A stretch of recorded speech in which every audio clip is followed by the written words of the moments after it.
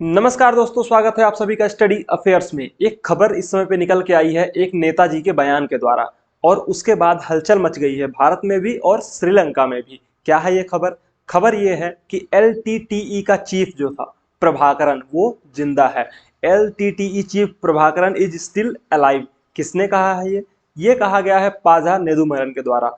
पाझा नेदुमरन कौन है, इनके बारे में भी आगे हम विस्तार से बात करेंगे। लेकिन उससे पहले अगर आपने इस चैनल को अभी तक सब्सक्राइब नहीं किया है, चैनल को सब्सक्राइब कीजिए और इस वीडियो को शेयर करिए ताकि ज्यादा से ज्यादा लोगों तक ये जानकारी पहुंचे। तो चलिए शुरू करते हैं।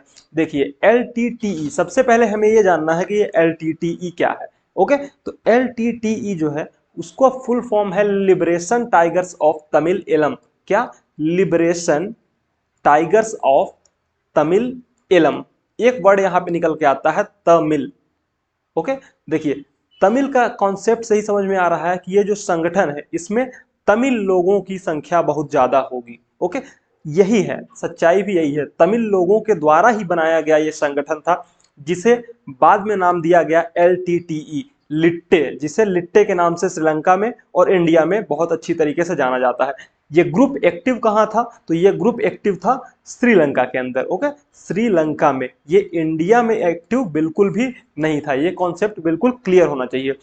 आज जो ये खबर निकल के आई है, वो जिसके द्वारा कहा गया है पाझा नेदुमरन, ये हैं president, Tamil president of world Tamil federation. बहुत ही बड़े एक एक्टिविस्ट भी रहे हैं, और बताया जाता है कि एलटीटीई के प्रभाकरण के साथ इनके कनेक्शंस थे, और एलटीटीई को खुलेआम ये सपोर्ट भी किया करते थे, और इसी वजह से इन्हें 15 मंथ के लिए जेल भी जाना पड़ा था। एक बार 15 मंथ के लिए जेल भी ये गए थे। लेकिन जब श्रीलंका से इसके बारे में पूछा गया तो श्रीलंका ने ये कहा कि ऐसा कुछ भी नहीं है। एलटीटीई का जो प्रमुख प्रभाकरण था वो जिंदा नहीं है, वो 2009 में ही मारा जा चुका है, 2009 में मारा जा चुका है। और ये एक जोक है जो भी लीडर के द्वारा बयान दिया गया है, तमिल लीडर के द्वारा, वो बिल्कुल भी सच्चाई उसमें नहीं है, क्योंकि इनके पास डीएनए टेस्ट के सर्टिफिकेट्स अवेलेबल हैं। किसके पास?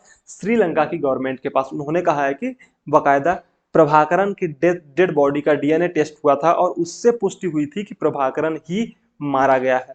प्रभाकरण की क्या कहानी है? देखिए, प्रभाकरण की कहानी के बारे में भी हम विस्तार से बात करेंगे कि एलटीटीई का फॉर्मेशन कैसे होता है, प्रभाकरण इतना बड़ा नेता कैसे बन जाता है। लेकिन उससे पहले एक ये अखबार की कटिंग आप देख लीजिए। ये 20 मई 2009 की खबर है, जिसमें ये क्लेम किया गया है कि प्रभाकरण को मारा जा चुका है, प्रभाकरण खत्म किया जा चुका है। अब जब ये मर गया तो वापस से जिंदा कैसे हो गया? वापस से इसके बारे में बात क्यों की जा रही है? सिर्फ वजह एक ही है कि नेताजी के द्वारा बयान दे दिया गया है। इससे पहले भी कई बार बयानबाजी हो चुकी है, लेकिन इस बार की बयानबाजी थोड़ी ज्यादा प्रमुख मानी जा रही है। क्यों? क्योंकि कहने वाले जो व्यक्ति हैं वो काफी पहुंच वाले व्यक्ति हैं, और ये एक पद पे भी स्थापित है, यानी कि तमिल जो वर्ल्ड का तमिल फेडरेशन है, वर्ल्ड तमिल फेडरेशन, उसके ये प्रेसिडेंट हैं। खैर, खबरें क्या है उसके बारे में हम बाद में बात करेंगे, लेकिन थोड़ा सा इतिहास के बारे में बात करते हैं कि आखिर एलटीटीई का फॉर्मेशन कैसे होता है। तो उसके लिए हमें चलना पड़ेगा आज़ादी से पहले के समय। देखिए, जब ब्रिटिश इंडिया में आए तो ब्रिटिश सिर्फ इंडिया में ही राज नहीं करते थे, बल्कि ये लोग श्रीलंका में भी राज करते थे। और इनका मेन मोटिव क्या था? मेन मोटिव था व्यापार। ओके, व्यापार, व्यापार, ये ज़्यादा से ज़्यादा व्यापार करके यहाँ से चाय की खेती वगैरह करवा के, नील की खेती करवा के ज़्यादा से ज़्यादा माल ले जाते थे अपने देश में, अपने कंट्रीज में, मसाले वगैरह सब कुछ बेचा करते थे। चूंकि तमिलनाडु के जो लोग थे, ये वाला इलाका जो है भारत का, तमिलनाडु का ये वाला इलाका और श्रीलंका का ये वाला इलाका, इन दोनों इलाकों को देखिए, ये कनेक्ट होता है, ये डायरेक्ट इंडिया और श्रीलंका के बीच में ये डायरेक्ट कनेक्शन है। तो अगर यहाँ के लोग जाना चाहते हैं यहाँ, तो ये बहुत ही आसानी से बोट के थ्रू इधर से जा सकते हैं। और इसी चीज का फायदा उठा करके इंडिया में रहने वाले जो तमिल कुशल कारीगर थे, तमिल जो कि काफी एक्सपर्ट थे, स्किल्ड थे, किस चीज में? चाय की खेती में और भी बहुत से कामों में, वो श्रीलंका की ओर प्रस्थान करने लगे, वो श्रीलंका की ओर जाने लगे। लेकिन ये बात पसंद नहीं आई किसको? श्रीलंका में रह रहे वहां के लोकल लोग। कौन थे वो लोकल लोग जो श्रीलंका में पहले से रह रहे थे? तो उन्हें कहा जाता था सिंघले, सिंघले।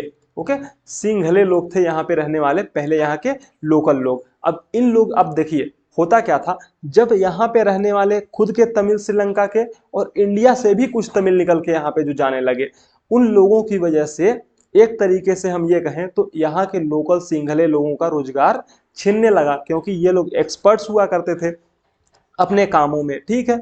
तो ये लोग यहाँ पे गए और यहाँ पे काफी तेजी से इन्होंने प्रगति की। जो जाफना है ना, ये यहाँ पे देखिए, अगर आप श्रीलंका के मैप को देखेंगे ऊपर नीचे तो ये है श्रीलंका का मैप, और श्रीलंका के मैप में ये जो ऊपर का इलाका है, ये वाला इलाका ऊपर का मतलब नॉर्थ का इलाका, नॉर्थ में सबसे ऊपर की तरफ यहाँ पे एक आपको दिखाई देगा जाफना।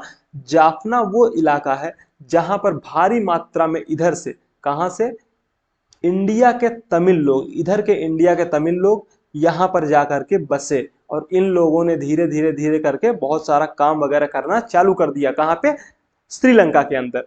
श्रीलंका में जो रहने वाले यहाँ के तमिल थे, देखिए कुछ लोग इंडिया से गए और कुछ लोग पहले से श्रीलंका के अंदर में मौजूद थे। तो उन सब लोगों ने मिल करके क्या किया, ये सब लोगों ने मिल करके आपस में धीरे धीरे धीरे धीरे अपने जो एरिया था उसको बढ़ाना स्टार्ट किया, यानी कि अपना जो एरिया था, जो अपना प्रभुत्व था जो इनके एरिया में, उसको धीरे धीरे बढ़ाना चालू किया, क्योंकि ये लोग कुशल कारीगर हुआ करते थे तो काफी ज्यादा डिमांड भी इनकी थी। देखिए धीरे धीरे हुआ क्या, 1947 में जब भारत को आजादी मिली, अंग्रेज वगैरह सब छोड़ छाड़ के इधर से चले गए, ओके। तो हुआ क्या, जो यहाँ पे रहने वाले तमिल लोग थे, इन लोगों को के साथ में जो ये सिंघले लोग थे, इन लोगों ने अत्याचार करना चालू कर दिया और इन लोगों को भगाया जाने लगा। अब जब इन लोगों को धीरे धीरे यहाँ से भगाया जाने लगा, इन लोगों को विस्थापित किया जाने लगा, हटाया जाने लगा, इन लोगों के साथ काफी बुरा व्यवहार होने लगा, तो इंडियन गवर्नमेंट ने इसको सपोर्ट करना चालू कर दिया। क्यों, क्योंकि एक तरीके से यहाँ पे जो रहने वाले तमिल लोग थे, उनकी भावनाएं, उनके परिवारजन भी यहाँ पर थे, मतलब इंडिया के तमिल लोगों के कुछ परिवारजन श्रीलंका के अंदर भी बसे हुए थे। इस वजह से इंडिया की गवर्नमेंट के ऊपर ये दबाव बना कि आप थोड़ा सा सपोर्ट करिए इन लोगों को। अब जब इन लोगों का सपोर्ट इंडियन गवर्नमेंट के द्वारा किया जाने लगा, तो फिर वहां से निर्माण चालू हुआ किसका, LTTE, liberation tigers of Tamil इलम, लिबरेशन टाइगर्स ऑफ तमिल इलम। धीरे धीरे करके इंडिया के सपोर्ट से लिबरेशन टाइगर्स ऑफ तमिल इलम बड़ा होने लगा। अब ये जब बड़ा होने लगा तो इसकी आवश्यकताएं हथियार वगैरह थी। क्यों, क्योंकि इन लोगों से लड़ना था। अब इन लोगों से लड़ना है तो ये भारी मात्रा में है, हथियार वगैरह की जरूरत पड़ेगी। इन सभी लिट्टे के लोगों को हथियार की सप्लाई कराई गई, किसके द्वारा, इंडिया के द्वारा। इंडिया ने बाकायदा हथियार वगैरह सब कुछ सप्लाई करवा के दिया इनको।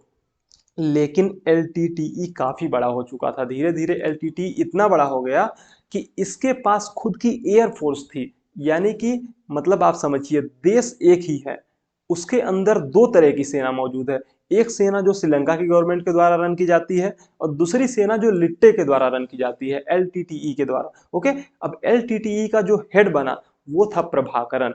अब ये प्रभाकरन जो था, इसने काफी तेजी से अपनी आर्मी को बहुत ज्यादा मॉडर्नाइज करने की कोशिश की और बहुत ज्यादा शक्तिशाली बनाने की कोशिश की। धीरे धीरे दिक्कत ये हुई कि ये काफी बड़ा हो गया, ये पूरा का पूरा ग्रुप काफी बड़ा हो गया, और इस ग्रुप की डिमांड ये थी कि अब हम एक अलग श्रीलंका की डिमांड करते हैं, यानी कि हमें ये जो इस श्रीलंका का इलाका है जिस पर हमारा कब्जा है वो हमें अलग करके दे दो, एक अलग श्रीलंका बनाएंगे हम, ये एक अलग देश बनाएंगे। जब ये अलग देश बनाने की डिमांड करने लगे तो ये काफी ज्यादा हो गया, काफी ज्यादा मतलब बहुत ज्यादा। किसी भी एक ही कंट्री के अंदर दो देश अगर होंगे तो बहुत दिक्कत हो जाएगी।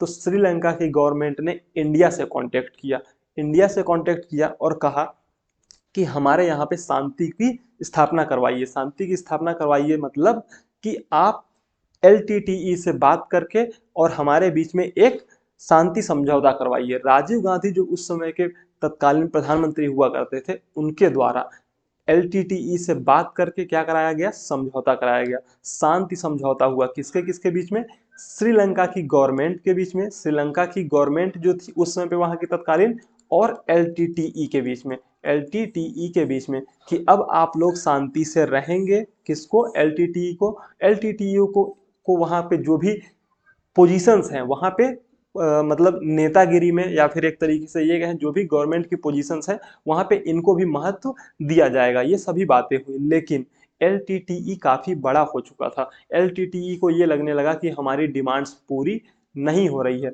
जब हम इनकी डिमांड्स पूरी नहीं होती हुई दिखाई दी तो इन्होंने बात मानने से इनकार कर दिया, शांति का समझौता मानने से इनकार कर दिया और उसकी वजह से फिर इंडिया को अपना एक ऑपरेशन चलाना पड़ा जिसका नाम था ऑपरेशन पवन। ऑपरेशन पवन, ओके। ऑपरेशन पवन के तहत जो इंडिया था, इंडिया ने अपनी सेनाएं भेजी शांति को स्थापित करने के लिए, पीस कीपिंग फोर्सेस स्थापित करने के लिए। और पीस कीपिंग फोर्सेस को स्थापित करने के लिए जब इंडिया की सेना गई तो उन्होंने LTTE को आत्मसमर्पण करवाने की कोशिश की। LTTE के लोगों से कहा कि आप धीरे धीरे करके अपना हथियार नीचे रख दीजिए और श्रीलंका के मेन स्ट्रीम में चले जाइए, श्रीलंका के साथ में मिल जाइए और धीरे धीरे अपने काम करिए, आगे बढ़िए। लेकिन इन लोगों ने ये बात मानने से इनकार कर दिया और इस वजह से इंडिया बीच में फंस गया। देखिए, श्रीलंका, इंडिया ने पहले सपोर्ट किया था LTTE को, इंडिया के द्वारा ही LTTE का भारी मात्रा में एक तरीके से मॉडर्नाइजेशन, वेपनाइजेशन वगैरह हुआ था और बाद में उसी के खिलाफ इंडिया को लड़ना पड़ा।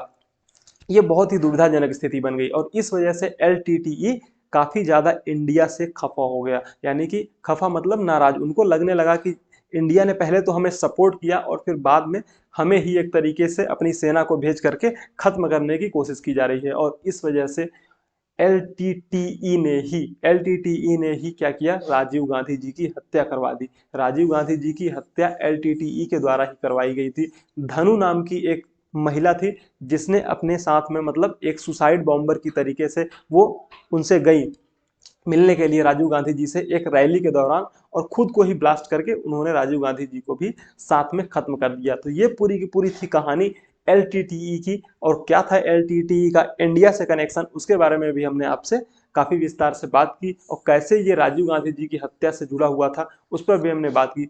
अब जाहिर है आपको समझ में आ गया होगा कि प्रभाकरण श्रीलंका के लिए इतना ज्यादा इंपॉर्टेंट क्यों है और तमिल लोगों के लिए प्रभाकरण इतना ज्यादा इंपॉर्टेंट क्यों है। और अगर ये प्रभाकरण, जिसकी DNA टेस्ट यानी DNA टेस्ट की रिपोर्ट, सर्टिफिकेट श्रीलंका के पास है कि वो डेड हो चुका है, तो फिर आखिर वो जिंदा कैसे हो सकता है। एक कनेक्शन ये भी बताया जा रहा है कि कहीं ना कहीं जो वेस्टर्न वर्ल्ड है उसके द्वारा बोल करके या फिर एक तरीके से कुछ और लालच दे करके लोगों से बार बार ये कहलवाया जाता रहा है कि प्रभाकरण अभी जिंदा है। यानी एक तरीके से LTTE, लिट्टे को फिर से खड़ा करने की कोशिश की जा रही है वेस्टर्न वर्ल्ड के द्वारा। वजह क्या है? वजह यह है कि श्रीलंका का चाइना की तरफ झुकाव, श्रीलंका जिस तरीके से चाइना के साथ जाके मिल रहा है, चाइना के साथ में उसके कनेक्शंस बढ़ते जा रहे हैं, उस वजह से वेस्टर्न वर्ल्ड एक तरीके से चाहता है कि श्रीलंका के अंदर एक बार फिर से अशांति बनी रहे और ताकि वो चाइना की गोद में जाके न बैठे। इस तरीके की एक्टिविटीज इसलिए की जा रही हैं। तो ये थी पूरी की पूरी खबर जो हम आपके लिए लेकर के आए थे।